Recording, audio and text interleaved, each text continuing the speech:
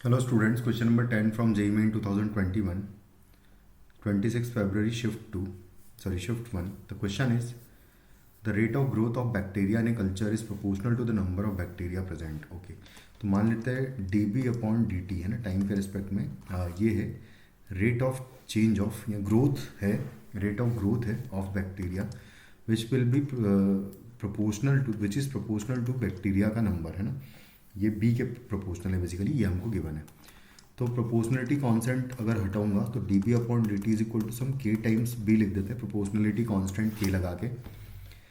इसको हम लोग सॉल्व करेंगे तो डी बी अपॉन बी का integration is equal to K times D T का इंटीग्रेशन कर दूंगा मैं.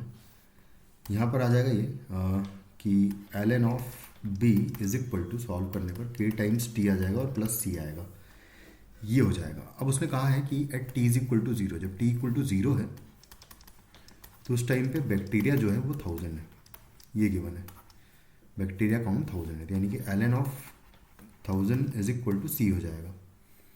ये मेरा सी आ गया और उसके accordingly L N B is equal to K T और प्लस आएगा एल एन ऑफ 1000, ये सी का वैल्यू मैंने यहाँ पर पुट कर दिया. तो L N of B upon 1000 जो है वो हो जाएगा के टाइम्स टी, क्योंकि इस तरीके से आएगा. तो अब उसने बोला if the population of bacteria is 2000 after this much time, इतने समय के बाद. अच्छा, के ऑलरेडी यूज्ड है तो एक काम कर हम लोग ये कर सकते हैं, यहाँ पर कुछ और कांस्टेंट ले लेते हैं, प्रोपोर्शनलिटी कांस्टेंट, कुछ लैम्डा यूज़ कर लेता हूँ मैं. यहाँ पर लैम्डा यूज़ कर लेता हूँ, वरना हम लोग इससे कंफ्यूज हो जाएंगे. कुछ इस तरीके से मान लेते हैं ये लैम्डा है. तो the number of bacteria is increase by 20%. अब 20% अगर देखें तो इसका 20% 200 हो जाएगा, तो एक्चुअली उस टाइम पे बैक्टीरिया काउंट हो जाएगा 1200. तो 1200 उस टाइम पे बैक्टीरिया काउंट हो जाएगा 20% इन 2 आवर्स बोल रहा है, यानी कि टी इज इक्वल टू 2 पर बेसिकली बैक्टीरिया काउंट इतना होगा, उसने ये कहा है हमें. तो यहाँ अगर मैं रख दूंगा वैल्यूज़ तो L N of 1200 upon 1000 is equal to given है हमें लैम्डा टाइम्स टी इज़ 2, यानी कि ये हो जाएगा 2 लैम्डा. तो यहाँ से आ जाएगा ये एल एन ऑफ, ये 2 से 2 कैंसिल आउट कर दिया, यहाँ पर 6 अपॉन 5 बचेगा 2 से कैंसिल आउट होने पर, इज इक्वल टू है 2 लैम्डा. कुछ इस तरीके से ये गिवन है. तो यहाँ से लैम्डा इज इक्वल टू आ गया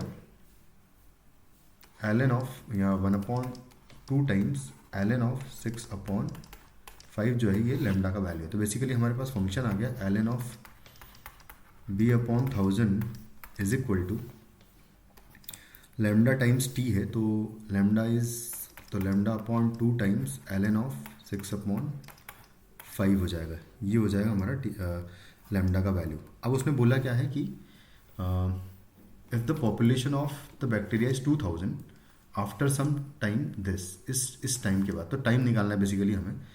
तो 2000 बी का वैल्यू अगर रखते हो तो टाइम कितना आएगा ये पूछा है उसने.